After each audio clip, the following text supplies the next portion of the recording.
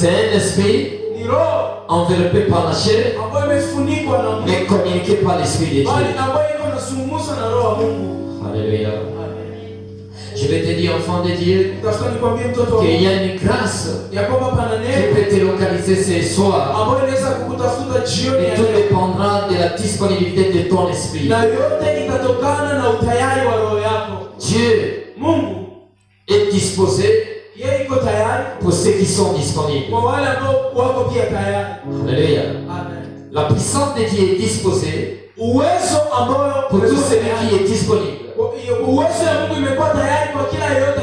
La présence ne suffit pas à l'église. Et ce qui suffit, c'est ta disponibilité ou ta présence dans la présence de Dieu. J'ai un rôle comme l'instrument que Dieu a choisi pour, ou le canal que Dieu a choisi pour te bénir.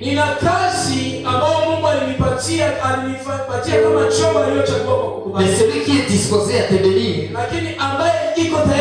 ce n'est pas du tout moi, mais c'est celui qui est dans moi. Et il s'appelle Jésus-Christ.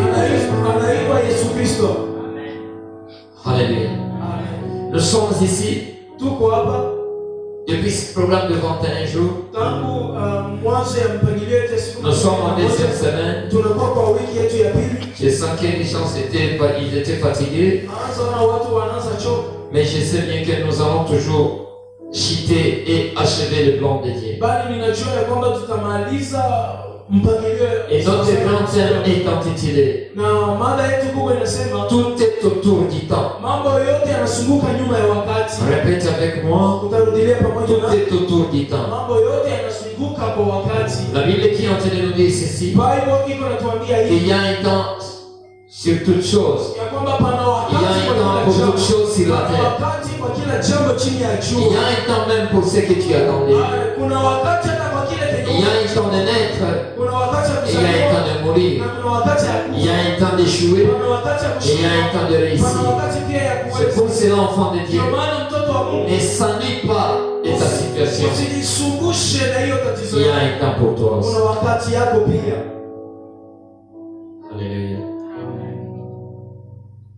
Ce matin, ce soir, je voulais partager ici un sous-thème. À part les sous-thèmes qui est sur l'affiche,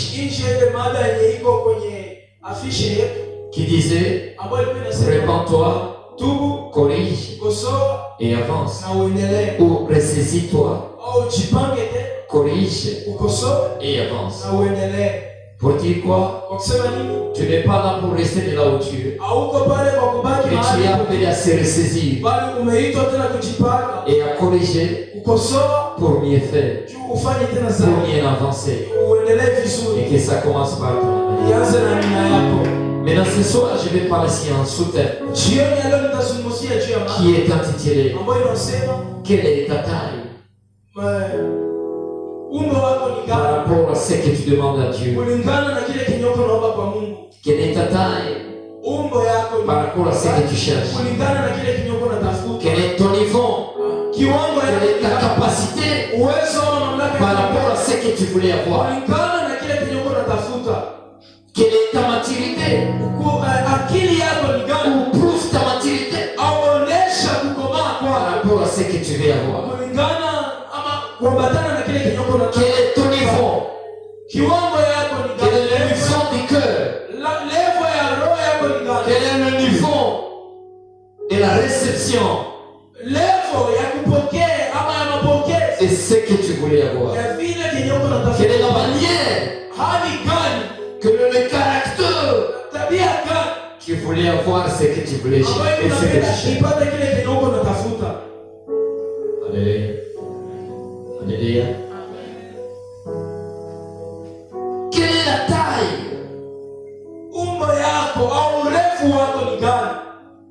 de ta gestion par rapport à ce que tu voulais avoir? Quelle est la manière dont toi tu attendais la chose de Dieu? Quelle est la façon dont tu étais préparé pour avoir ce que Dieu est venu chercher? Comment tu t'es préparé pour la chose? Oui, de Dieu. Mais quelle est la taille de la compréhension de ce que tu attendais, de ce que tu t'attendais de Dieu? Alléluia.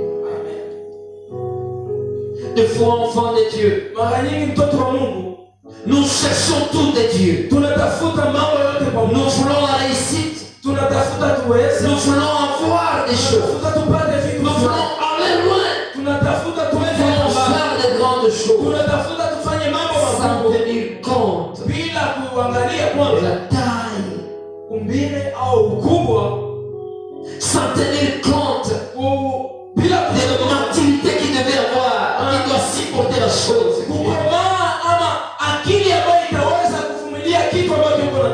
Dieu, il est capable de tout faire.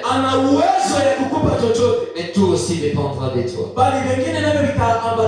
Il y a d'autres choses qui dépendront de toi. J'avais dit un jour qu'il y a la part de Dieu dans ta réussite. Mais il y a aussi ta part dans ta réussite. Il y a aussi la part du diable dans tes combats. Et il y a aussi ta part dans tes combats. Après tout ce que tu as déjà fait, prière, retraite, jeûne et consomme,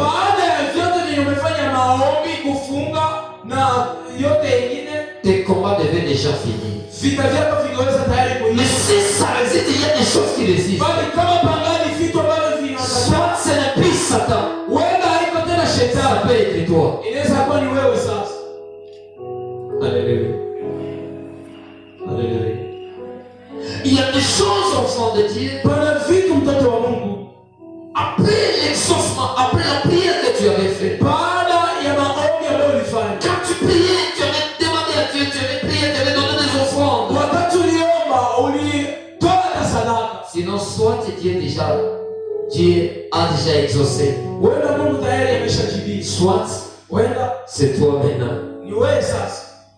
Il y a des temps, il y a des choses, il y a des saisons qu'on ne parvient pas, à saisir. Oh, c'était la saison de notre destinée. Juste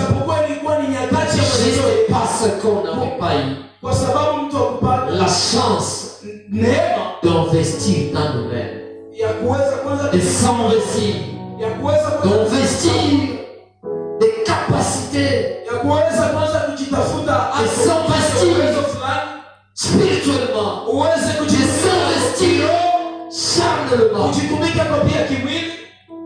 Travaille sur toi-même. Alléluia.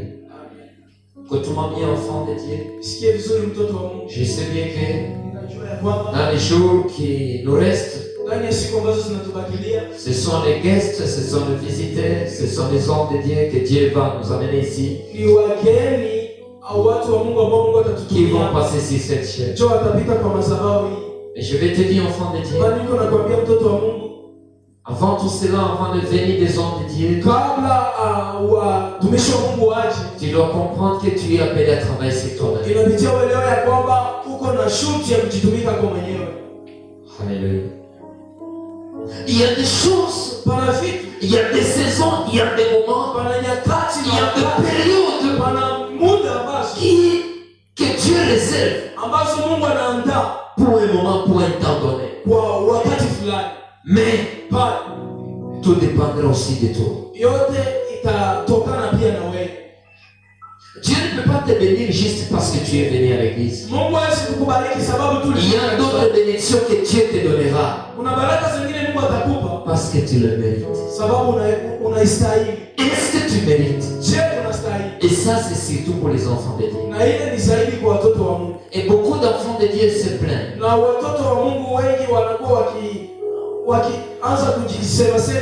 Et tu verras quelqu'un qui est en train de se dire, il est en train de compter les années dans l'église. Mais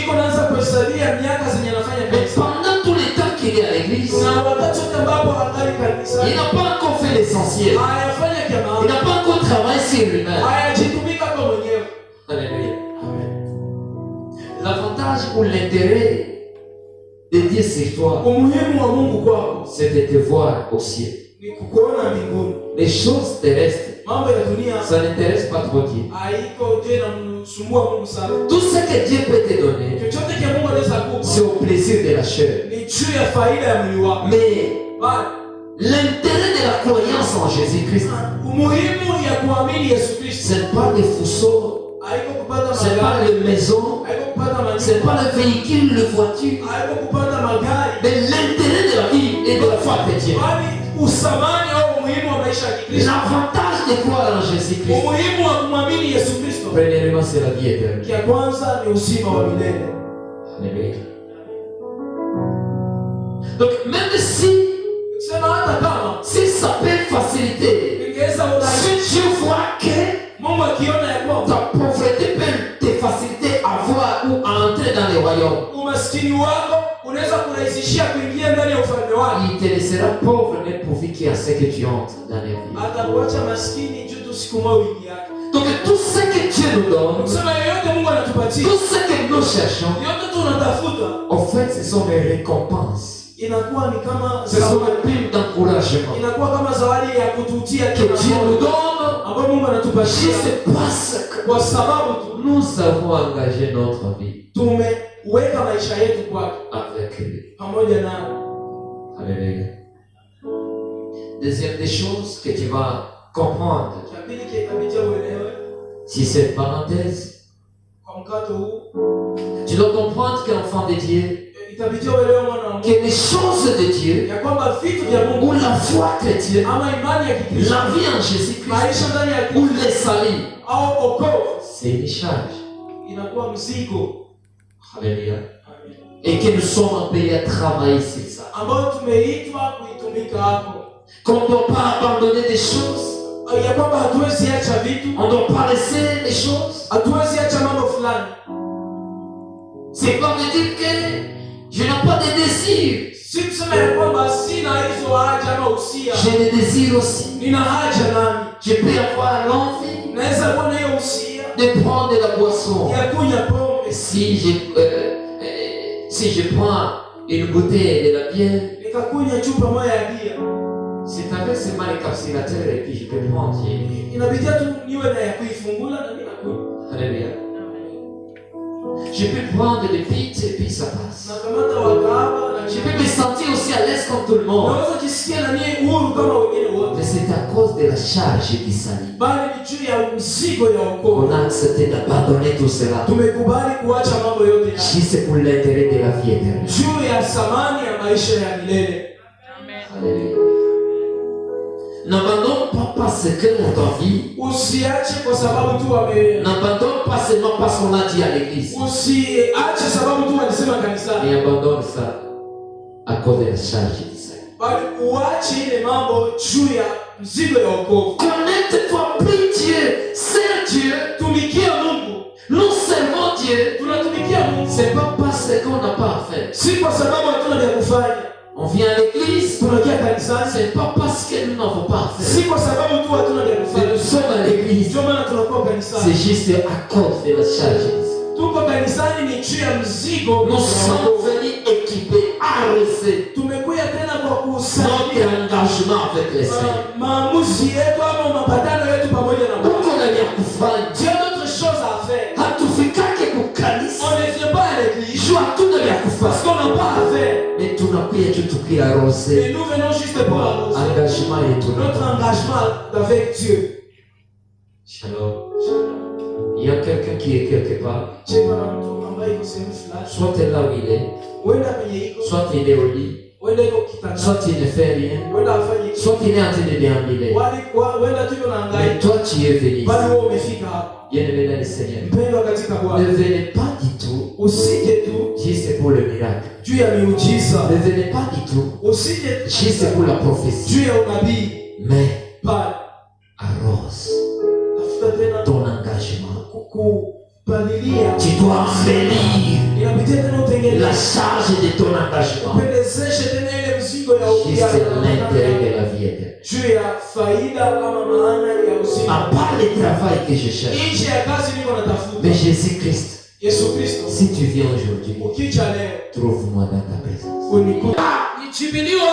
Si Jésus vient aujourd'hui, qui me trouve dans sa présence, est-ce que c'est ce que tu pries? Mais tu prieras comme ça lorsque tu comprendras la charge de ça. Lorsque tu comprendras que tout ce que nous voulons avoir, si cette terre est vanité, même la solution que tu attends là est vanité. Mais ce qui est éternel, c'est la vie en Jésus-Christ. Si c'était en Afrique d'ici, quelqu'un devait acclamer très fort.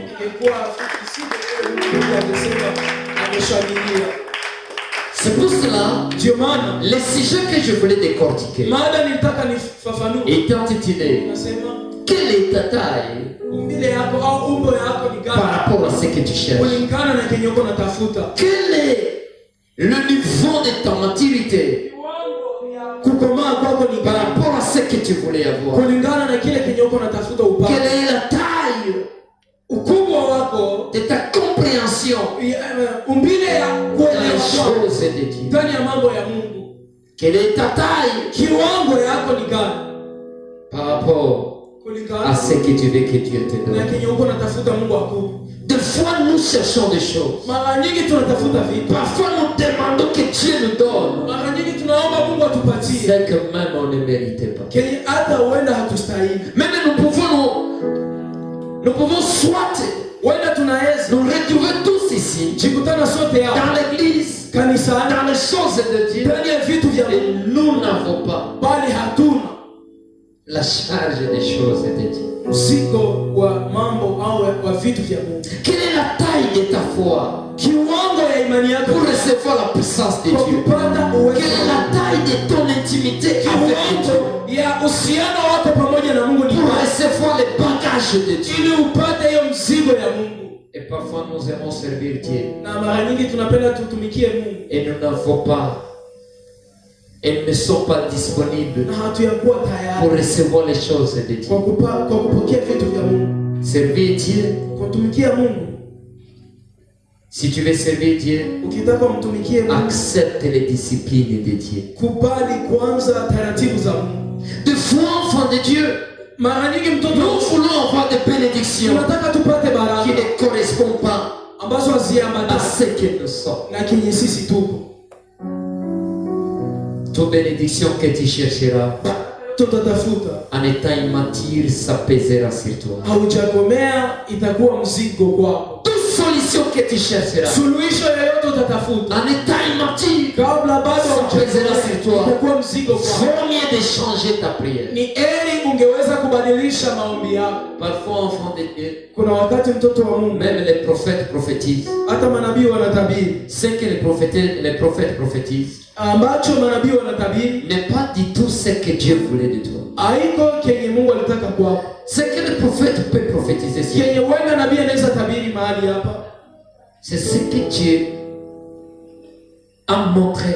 Dieu a facilité au prophète de tricher sur ce qui se passe dans ta destinée. Alléluia. Le prophète voit. Il peut ou ne pas voir. Il peut ou ne pas te dire. Mais ce qu'il t'a dit, c'est ce qu'il t'a vu. Il a vu dans ta destinée. Tu n'es pas même obligé. S'il te dit cela, c'est juste pour t'amener à travailler sur toi-même pour être ce que Dieu a investi dans ta destinée. Qui dit Amen. Tu sais, il y a des fois un prophète peut prophétiser dans des volets. Il prophétise le bonheur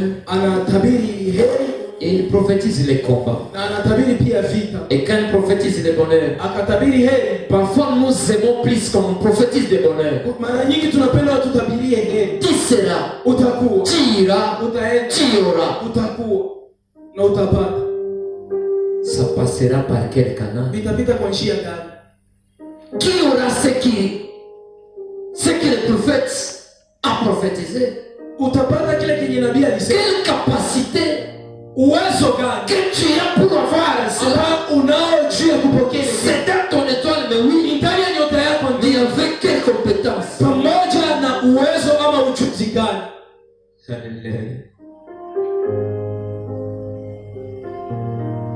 Mon fils, je vais te lever. Et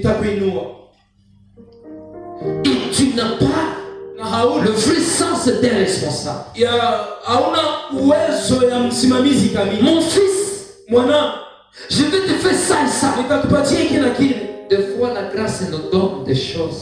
Et les caractères nous déconnectent sur ce que la grâce nous donne. Quelle est la taille de ta capacité, de ta maturité, si c'est que tu veux avoir à Dieu? Be blessed in the name of Jesus. Des fois, enfant de Dieu, on se retrouve quelque part. On est en train de se moquer de Dieu. On critique les serviteurs, les prophètes, les hommes de Dieu sont des escrocs, sont ceci et cela. Et parfois, on est découragé. Je laisse les choses de Dieu parce que je n'ai vu. Je n'ai rien vu. Depuis Kala, depuis Kala par rapport à toi-même. Il y a des choses que Dieu ne va pas te donner. Juste parce que tu l'avais cherché. Il y a d'autres choses que Dieu te donnera lorsque tu auras la capacité qui correspond à cette chose. Que ça commence par ton amen. J'aime quelque chose ici.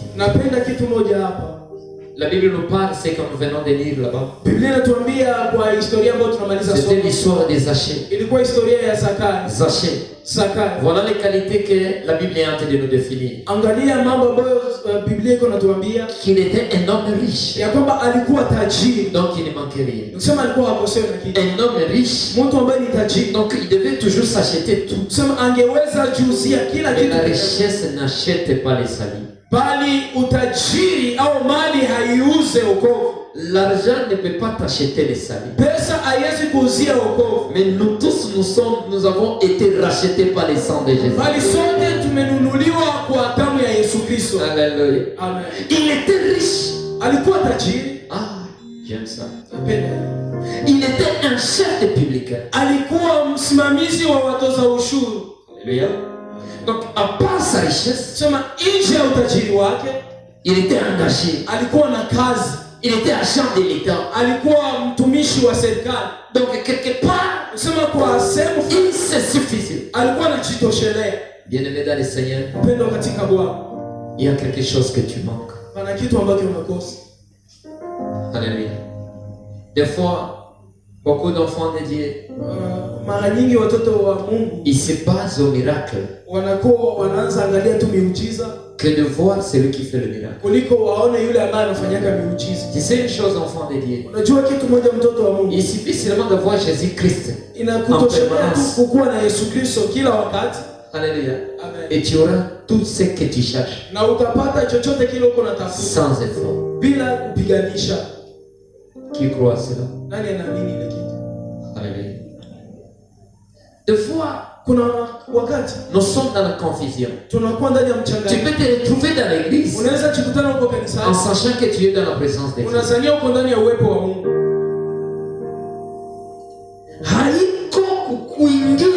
Ce n'est pas seulement entrer à l'église chaque jour ou à chaque jour qui revient à dire que tu étais dans la présence de Dieu.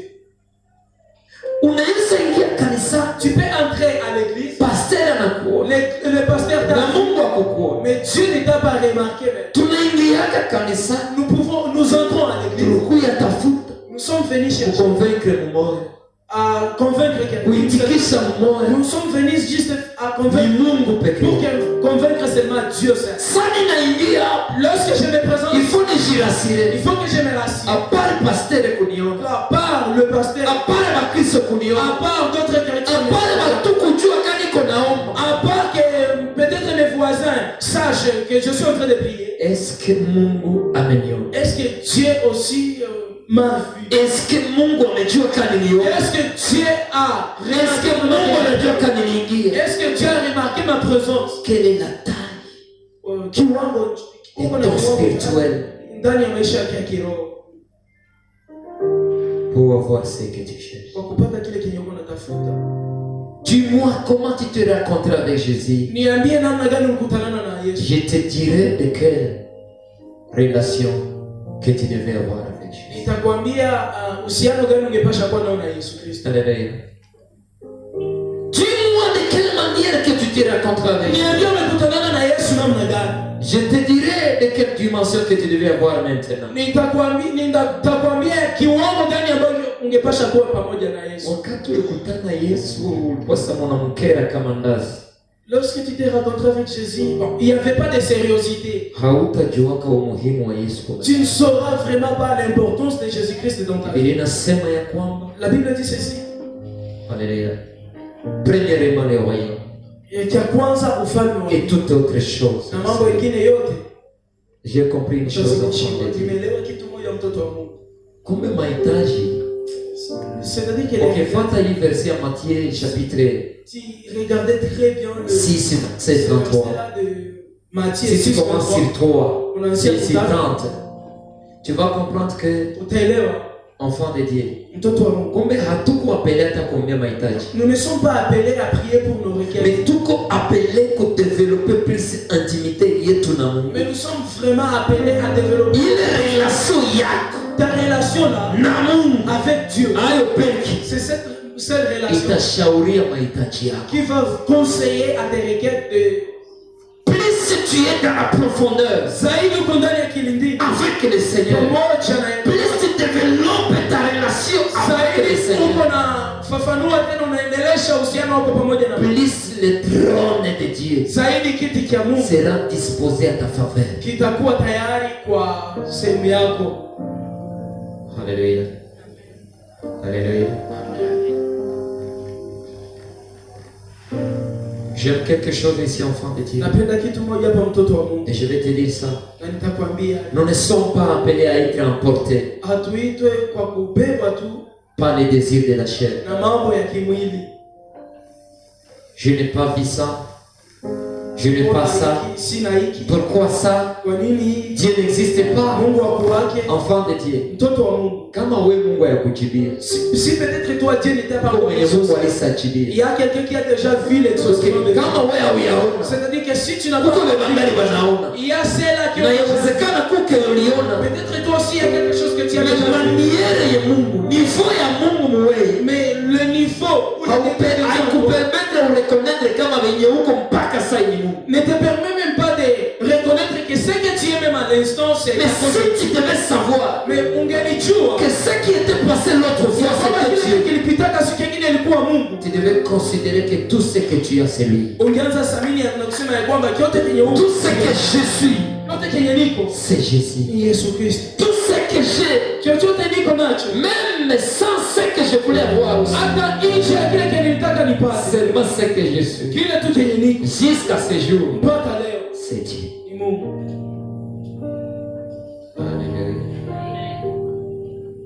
Est-ce que quelqu'un peut acclamer très fort?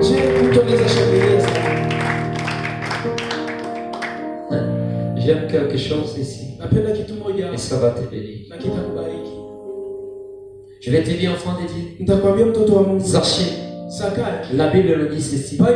Malgré sa richesse,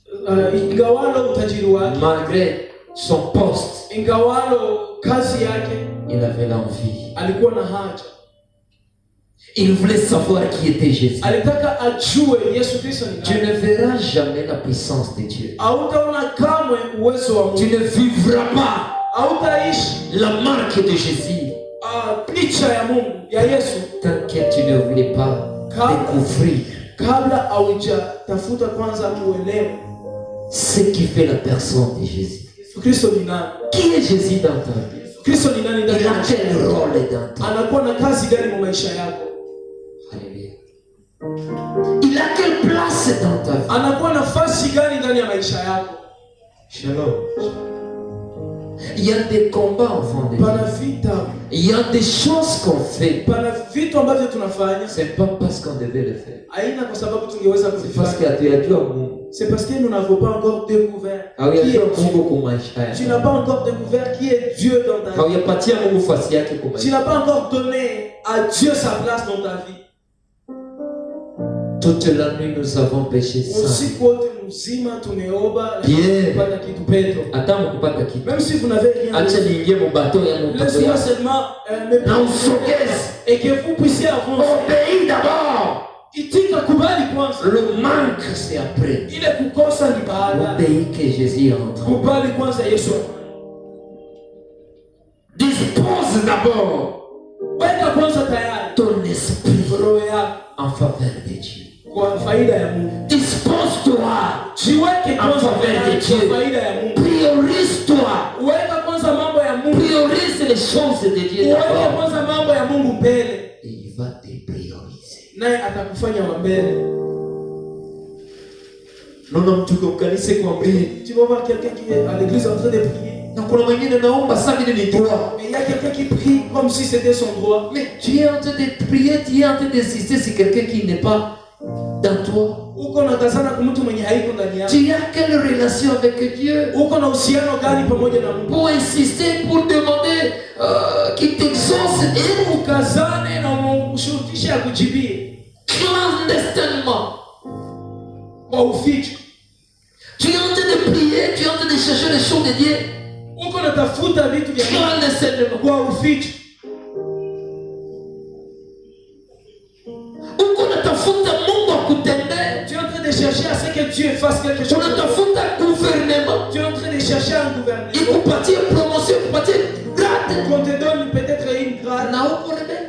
Et tu as des Utapata fonction à un moment. auras-tu une fonction, pourtant tu as des dettes. Caporal au gouvernement. Un caporal du gouvernement. Anashinda colonel na général au rébellion. Il est vraiment valorisé quand un général d'une rébellion.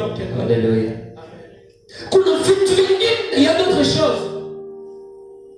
Mungu ameelewa na anajua. Tu as déjà compris et il sait. Shida yako hata hujaiona. Il connaît ton problème même si tu n'as pas prié. Usimsumbue. Ne dérange pas trop Dieu. Usiangaishe. Ne cherchez pas à embêter Dieu. Andiko ndio natuambia. Les Écritures Mkono wa disent Bwana ceci, si mfupi. que la main de Dieu n'est pas courte Kushinda kutofanya nini? pour ne pas nous guérir. Wala masikio yake si nzito. Pour ça, ses oreilles ne sont pas lourdes. Lakini zambi zetu Mais ce sont nos péchés ndio zinatutenga na Mungu. qui nous séparent. L'onction de Dieu Uwepo wa Mungu ne s'éprouve pas haujioneshi seulement par des déclarations kwa matamshi qu'on devait te dire, te parler, ambayo le prophète de Dieu. wanakuambia au kukutabiria. On peut le faire, Anaweza on kuifanya, peut déclarer de bonnes anaweza choses. visema Mais si ton esprit kama roho yako n'est pas connecté à l'esprit de Dieu, haiambatanishwe na cette roho yako, déclaration ile n'aura matamshi pas de l'impact haitakuwa na uwezo wake sur ta vie. kwa maisha yako, Parce que kwa sababu même la prière, hata maombi c'est la communication des ni esprits. mazungumzo au maambatanisho. La vraie définition de la prière, Maana kamili c'est ya parler maombi aux esprits. ni kuzungumza na maroho. Alléluia. Amen. Que l'esprit de l'homme parle à l'esprit de Dieu. Roho ya mwanadamu isungumuze na roho ya Mungu. Recevez, recevez, recevez. Pokea, Ah, recevez, recevez. pokea. Recevez quoi? Pokea nini? Sur quelle compétence que tu dois recevoir? Kwa uwezo gani unaweza pokea? Sur quelle capacité? Kwa mamlaka gani? Oui, c'est investi dans ton étoile, Ndio iko ndani ya nyota yako. mais tu dois travailler sur toi-même Bali inabidi ujitumike pour voir ça et vivre ça. kwa kuishi hiyo kitu na kwa kukiona. Alléluia. La Bible nous dit ceci. Biblia inasema hivi, Zacharie, Zachée, Zakaria et lorsque wakati il a senti cela. Quand il était seul, dans son bureau, Zaché était là. Dans son bureau, il voulait savoir qui était Jésus. Il était quitté dans son bureau en sachant bien que je veux quitter et je vais voir Jésus. Bien, vous pouvez confier. Le système de Dieu ne fonctionne pas. Lorsque tu es seul, Dieu donne-moi ceci. Je pars à l'église, j'aurai ceci. Qui est derrière toi pour ne pas que tu umeingia mkanisa?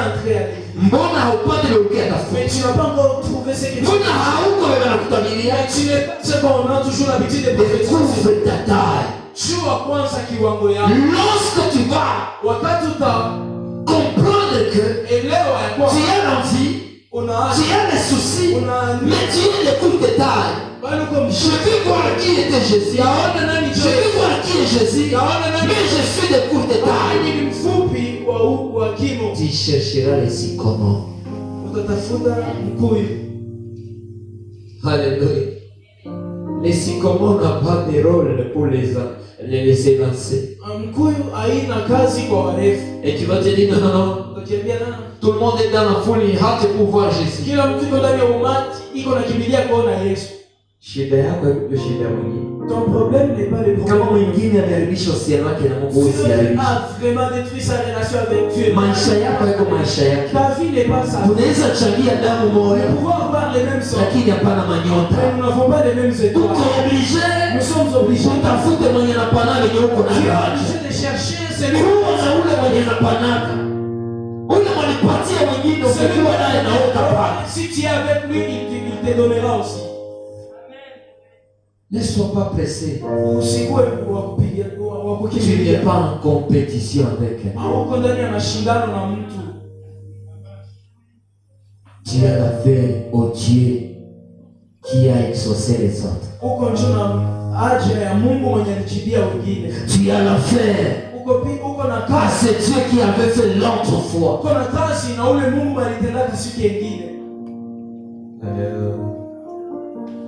Vous savez, enfant de Dieu, tu as quelque chose ici. Zaché est venu. Oui. Il était quitté avec l'objectif de voir qui était Jésus. Mais il a rencontré quoi? La foule. Il a rencontré la foule. Quand il était quitté, il n'y avait pas la foule. Chacun ici, il pensait avoir, il s'attendait à des grandeurs. Mais après un temps, tu as retrouvé que tu n'es pas du tout ça. Moi dans la vie j'ai essayé. Tu as commencé tes études en sachant que quand je finirai, j'essaierai ça, j'aurai ça. Mais est-ce que c'est ce que tu veux? Alléluia. Derrière ce que toi Zaché tu cherches, se cache ta taille. Et ta taille peut être l'obstacle de ce que tu voulais. Tu veux voir Jésus, mais Jésus est là. Et il y a plusieurs de gens qui l'entourent. Même si toi, tu veux le voir, il y avait aussi d'autres personnes. Et il va y avoir qui sont venus, non, va faire l'effort. Mais voyez, et toi, ta taille, non, on fait l'effort. Pour y aller, la solution, il y a effort. Sans effort. Mais ce n'est pas tout le monde. La façon dont tu es c'est toi et ça te demande peut-être. C'est pour cela ne sois pas cherché pas Dieu dans la foule. Si ta foule est bon j'aime cette femme.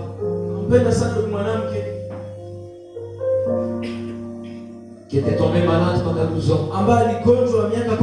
La Bible dit ceci.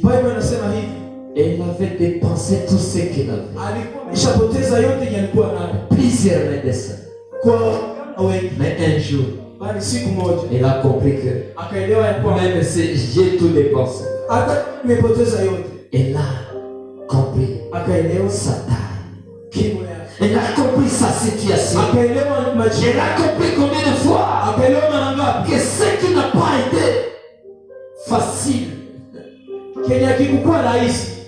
ce qui n'avait pas marché chez les docteurs, ça peut marcher avec Jésus. Si je puis seulement toucher son vêtement, je serai guéri. Ah, ne touchez pas si tu n'as pas encore compris. Amen. Maman anakuya. Il y avait vraiment une foule. Il y avait une foule. Tout le monde peut entrer. Mais chacun vraiment a sa manière de venir.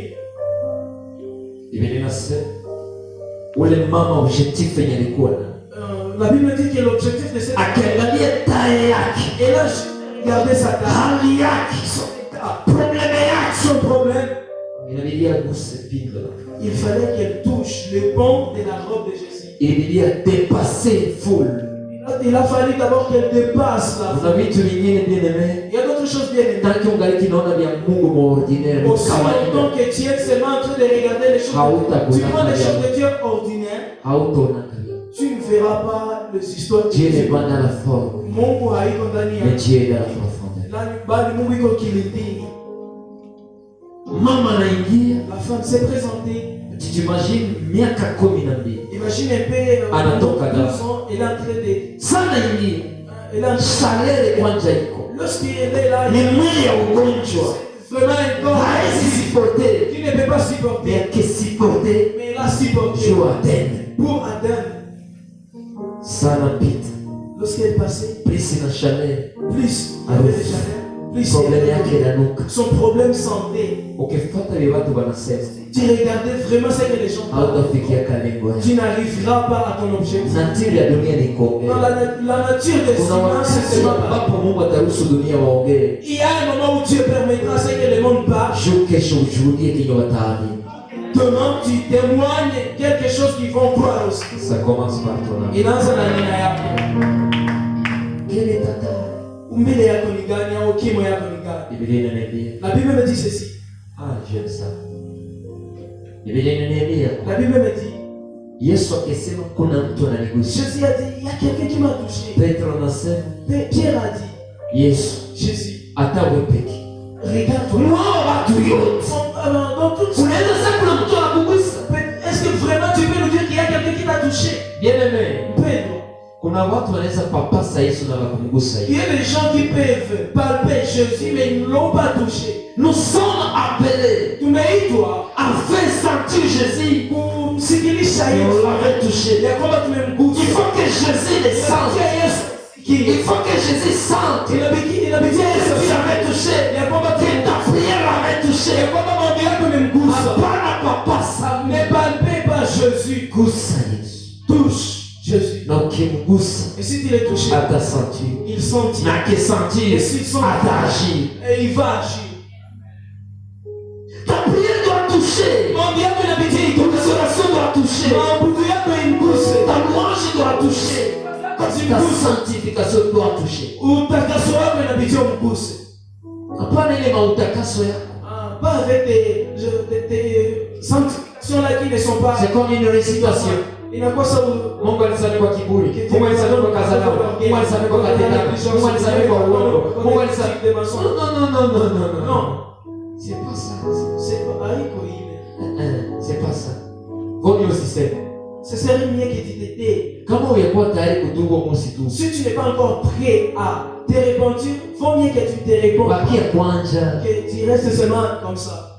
Parce qu'on sent la repentance. Sababu mtu anasikiaka, on se sent se repentir. Mtu anajisikiaka atubu.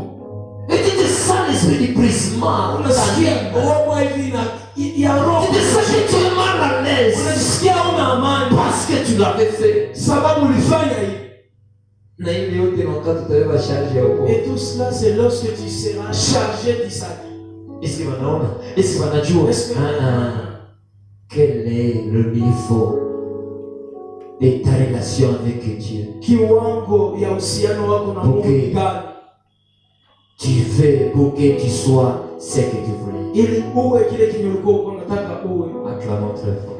Shangilia sana Bwana.